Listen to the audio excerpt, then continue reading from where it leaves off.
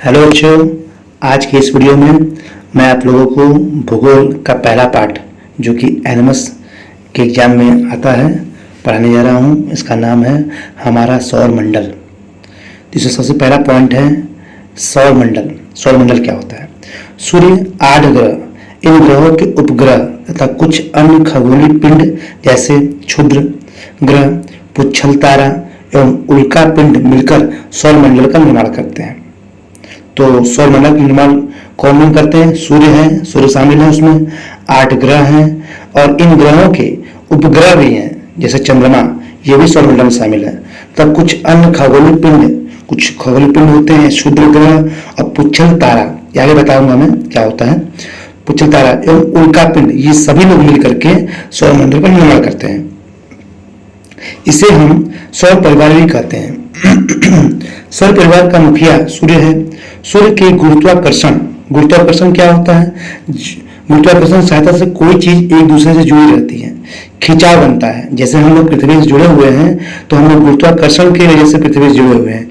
धरती के अंदर एक चुंबक है, जो चुंबक हम लोग को खींच के रखी है, हम लोग उसकी तरफ पृथ्वी की तरफ खींचे हुए हैं। इसी की वजह से हम अगर कोई चीज ऊपर फेंकते हैं तो अपने आप नीचे गिर जाता है। तो इस शक्ति को, इस पावर को हम गुरुत्वाकर्षण बोलते हैं। तो लिखा है सूर्य के गुरुत्वाकर्षण प्रभाव के कारण सौर परिवार के अन्य सभी सदस्य सूर्य के चारों ओर परिक्रमा करते रहते हैं। जिस प्रकार हम लोग धरती से जुड़े हुए हैं, सारा कुछ पृथ्वी से जुड़ा हुआ है, उसी तरीके से, उसी खिंचाव की वजह से सूर्य से सारे ग्रह, जितने भी ग्रह हैं, पुच्छल तारा है, क्षुद्र ग्रह है, सभी लोग एक दूसरे से जुड़े हुए होते हैं और एक दूसरे की परिक्रमा करते हैं।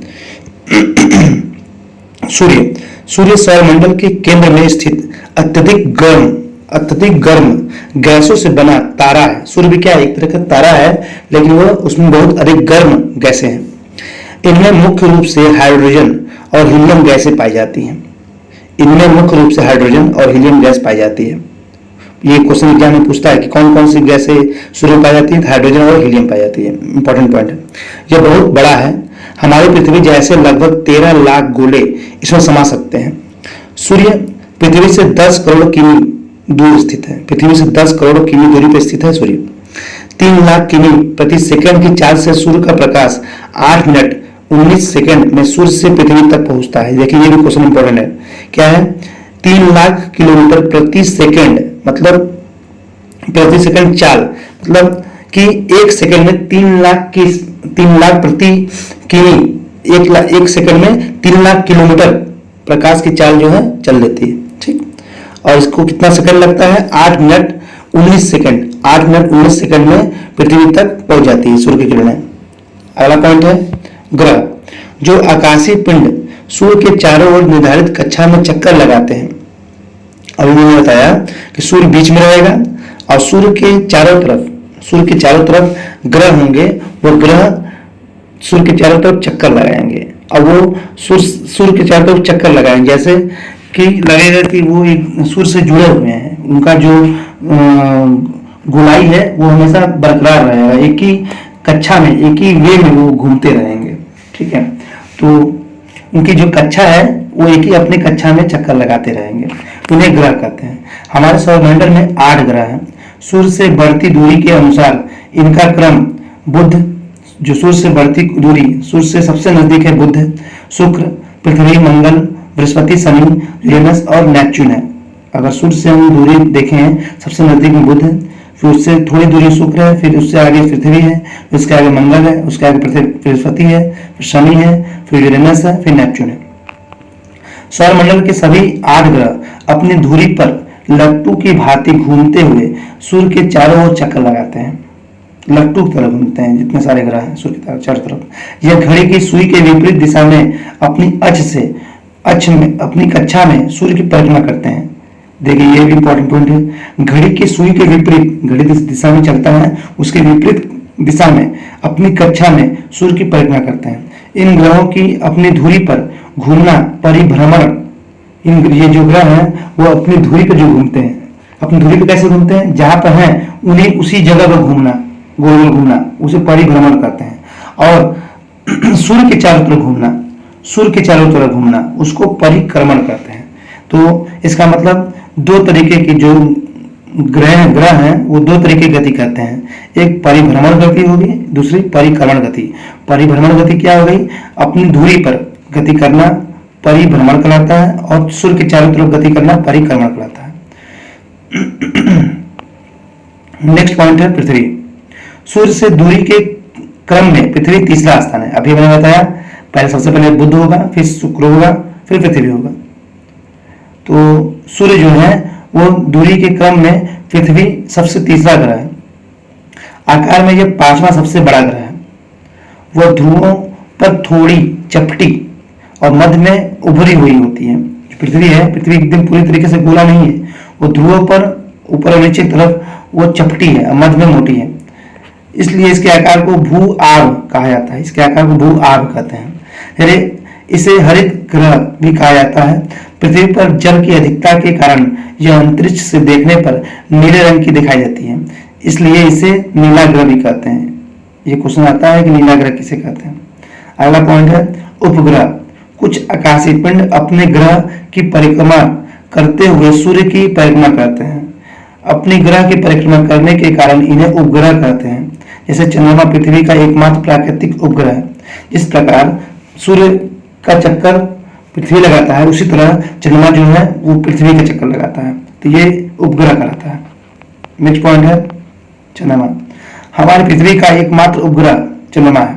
इसका व्यास आप लोग पता होगा, व्यास किसी भी जो गोला है, गोला के मध्य से गई हुई रेखा जो इस कोने से इस कोने से उस कोने तक गई हो, जो केंद्र से होती हुई कोई रेखा केंद्र से होती हुई इस भाग से उस भाग तक गई हो, उसे व्यास कहते हैं।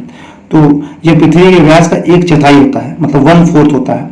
पृथ्वी से इसकी दूरी लगभग 3,84,000 किलोमीटर है।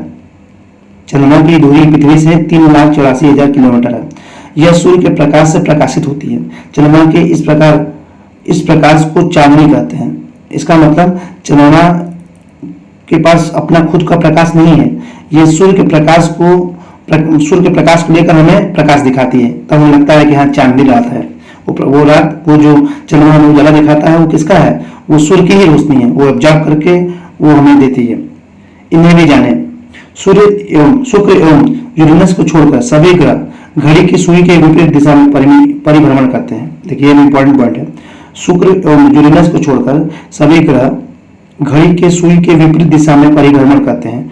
परिक्रमण नहीं करेंगे, परिभ्रमण करेंगे। परिक्रमण क्या होता है मैं बताया अभी, सूर्य के चारों तरफ घूमना। और परिभ्रमण क्या होता है, परिभ्रमण अपने अक्ष पर घूमना। इन दोनों ग्रहों की परिभ्रमण की दिशा घड़ी की सुई में होती है, सुई दिशा में होती है। यूरेनस के उपग्रह भी इनके चारों ओर घड़ी के सुई की दिशा में परिक्रमा करते हैं। अब आते हैं क्षुद्र ग्रह। मंगल एवं बृहस्पति की कक्षाओं के बीच असंख्य छोटे छोटे पिंड पाए जाते हैं। बस ये मंगल और बृहस्पति के कक्षाओं के बीच में पाया जाता है। जो कक्षा में बताया है कि जिस लाइन पे ये घूमते हैं, जिस रास्ते पे घूमते हैं, उस रास्ते में असंख्य छोटे छोटे पिंड होते हैं, उन्हें हम क्षुद्र ग्रह कहते हैं। ये भी सूर्य की परिक्रमा करते हैं, इन्हें क्षुद्र ग्रह कहते हैं। उल्का पिंड। सूर्य के चारों तरफ चक्कर लगाने वाले सूर्य के छोटे छोटे टुकड़ों को उल्का पिंड कहते हैं। सूर्य के चारों तरफ चक्कर लगाने वाले पत्थर के छोटे छोटे टुकड़ों को उल्का पिंड कहते हैं।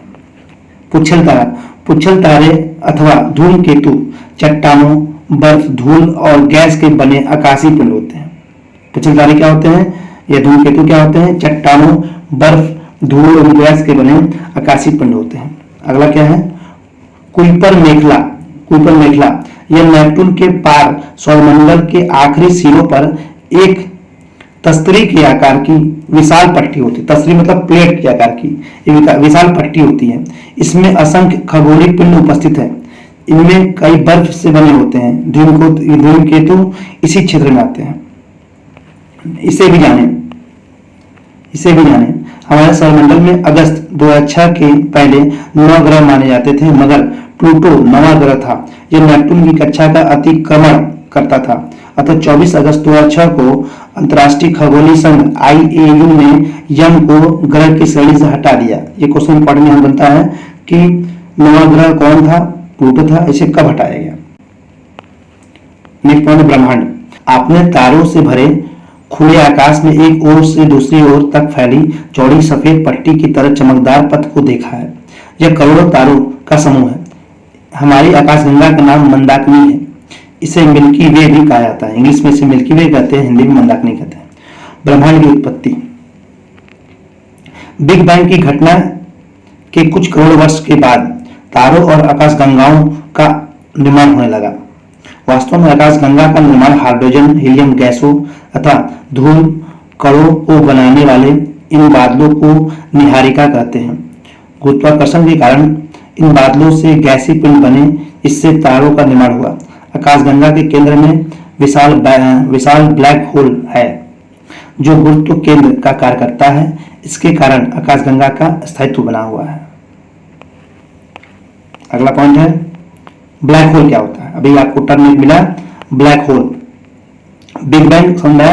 बिग बैंग की घटना क्या है कि इसमें वास्तव में क्या होता है कि हाइड्रोजन हीलियम गैस जो होते हैं तथा धूल के कण को बनाने वाले बादलों को निहारिका कहते हैं और गुरुत्वाकर्षण के प्रभाव के कारण इन बादलों में गैसीय पिंड बने जिससे तारों का निर्माण हुआ है। इससे गुरुत्वाकर्षण का तारों का निर्माण हुआ है। आकाशगंगा के केंद्र में विशाल ब्लैक होल पाया जाता है जो गुरुत्व केंद्र का कार्य करता है। इसमें आकाशगंगा का स्थायित्व बना रहता है। ब्लैक होल क्या है। ब्लैक होल एक ऐसा आकाशीय पिंड है जिसका बहुत अधिक भार अथवा घनत्व बहुत अधिक होता है। इस कारण ब्लैक होल का गुरुत्वाकर्षण बल इतना शक्तिशाली होता है कि कुछ भी इसमें खिंचाव से बच नहीं सकता। यह अपने ऊपर प्रकाश को भी अवशोषित कर लेता है, इसलिए यह दिखाई भी नहीं देता है। इसके स्थान पर केवल काला रंग ही दिखाई देता है, इसलिए इसे कृष्णविकर या ब्लैक होल कहा जाता है। ब्लैक होल पर भी कई सारे रिसर्च चल रहे हैं। ये इतना शक्तिशाली होता है कि हर चीज को अपने अंदर समाहित कर लेता है। नेक्स्ट पॉइंट है चंद्रमा। चंद्रमा की गतियां। चंद्रमा अपने कक्ष पर घूमते हुए 27 दिन 7 घंटे 43 मिनट में पृथ्वी तक एक चक्कर पूरा करता है। चंद्रमा अपने अक्ष पर घूमते हुए 27 दिन 7 घंटे 43 मिनट में पृथ्वी कर एक चक्कर पूरा करता है। पृथ्वी का एक चक्कर पूरा करता है। चंद्रमा की कलाएं। जिस रात चंद्रमा थाली सा गोल दिखाई देता है उस रात को पूर्णिमा कहते हैं, यानी कि फुल मून कहते हैं। जिस रात चंद्रमा बिल्कुल नहीं दिखाई देता है उसे रात को अमावस्या न्यू मून कहते हैं। सूर्य ग्रहण। जब सूर्य और पृथ्वी के बीच में चंद्रमा आ जाता है तो इस स्थिति को युति कंजक्शन कहते हैं। यह अमावस्या को होती है। इस स्थिति में चंद्रमा की छाया पृथ्वी पर पड़ती है, जिसे सूर्य ग्रहण कहते हैं। ये क्वेश्चन इंपॉर्टेंट। सूर्य ग्रहण क्या होता है फिर सुनिए। जब सूर्य और पृथ्वी के बीच में चंद्रमा आ जाता है, सूर्य पृथ्वी के बीच में चंद्रमा आ जाता है तो इस स्थिति को युति कहते हैं। यह अमावस्या को होती है। इस स्थिति में चंद्रमा की छाया पृथ्वी पर पड़ती है, जिससे सूर्य ग्रहण होता है। चंद्र ग्रहण क्या होता है। इसी प्रकार जब सूर्य और चंद्रमा के बीच पृथ्वी आ जाती है तो उस स्थिति को वियुति अपोजिशन कहते हैं। यह पूर्णिमा को होती है। इस स्थिति में पृथ्वी की छाया चंद्रमा पर पड़ती है, जिससे चंद्र ग्रहण होता है। नेक्स्ट पॉइंट है ग्लोब अक्षांश एवं देशांतर। बहुत इंपॉर्टेंट पॉइंट है। पृथ्वी पर किसी स्थान की वास्तविक स्थिति का निर्धारण एक काल्पनिक रेखा जाल द्वारा किया जाता है। यह काल्पनिक रेखाओं को अक्षांश और देशांतर रेखाएं कहते हैं। अक्षांश किसी स्थान या बिंदु की भूमध्य रेखा से उत्तर या दक्षिण को कोणीय दूरी की माप को अक्षांश कहते हैं। इसे किसी स्थान या बिंदु की भूमध्य रेखा से उत्तर या दक्षिण की कोणीय दूरी की माप को अक्षांश रेखा कहते हैं। एक अक्षांश बराबर 111 किलोमीटर होता है। कुछ महत्वपूर्ण अक्षांश रेखाएं। कर्क रेखा जो पृथ्वी के मध्य से गुजरती है। कर्क रेखा हमारे भारत से होकर गुजरती है। इसे भारत के मानचित्र पर देखिए। 0 डिग्री अक्षांश रेखा को भूमध्य रेखा कहते हैं। 0 डिग्री अक्षांश रेखा को भूमध्य रेखा कहते हैं। 23.5 डिग्री उत्तरी अक्षांश को कर्क रेखा कहते हैं। 23.5 डिग्री उत्तरी अक्षांश को कर्क रेखा कहते हैं। 23.5 डिग्री दक्षिणी अक्षांश को मकर रेखा कहते हैं। 66.5 डिग्री उत्तरी अक्षांश को आर्कटिक वृत्त रेखा कहते हैं। 66 डिग्री दक्षिणी अक्षांश को अंटार्कटिक वृत्त कहते हैं। देशांतर दो ध्रुवों को मिलाने वाली किसी मानक रेखा के पूर्व या पश्चिम कितनी दूरी है, इन मानक की रेखाओं को देशांतर रेखा कहते हैं। दो ध्रुवों को मिलाने वाली मतलब ये जो रेखाएं हैं वो खड़ी खड़ी रेखाएं होती हैं, पृथ्वी खड़ी खड़ी रेखाएं होती हैं, वो चपटी चपटी रेखाएं होती हैं। अक्षांश देशांतर खड़ी खड़ी रेखाएं होती हैं। दो ध्रुवों को मिलाने वाली किसी मानक रेखा के पूर्व या पश्चिम कितनी दूरी है, इन मानक रेखाओं को देशांतर रेखाएं कहते हैं। मानक समय हमारे देश में 82.5 पूर्वी देशांतर रेखा को मानक मध्याह्न रेखा माना गया है। भारतीय मानक समय ग्रीनविच मानक समय से 5 घंटा 30 मिनट आगे रहता है। ये इंपॉर्टेंट पॉइंट है। भारतीय मानक समय ग्रीनविच मानक समय से 5 घंटा 30 मिनट आगे रहता है, अर्थात जब ग्रीनविच रेखा पर दिन में 12 बजते हैं उस समय भारत की घड़ियों में शाम के 5:30 बजते हैं। अंतर्राष्ट्रीय तिथि रेखा 180 डिग्री देशांतर रेखा के सहारे अंतर्राष्ट्रीय तिथि रेखा मान ली गई है। विषुवत रेखा धरातल पर उत्तरी और दक्षिणी ध्रुव के बीचों बीच शून्य अंश का काल्पनिक रेखा। पृथ्वी की जो शून्य रेखा होती है, जिसे हम गणित की भाषा में व्यास कहते हैं, उस लाइन पे जो रेखा जाती है उसे विषुवत रेखा या विषुवत पथ कहते हैं। उसके ऊपर 23.5 डिग्री धरातल पर उत्तरी गोलार्ध में विषुवत वृत्त से 23.5 डिग्री कोणीय दूरी पर खींचा गया काल्पनिक रेखा।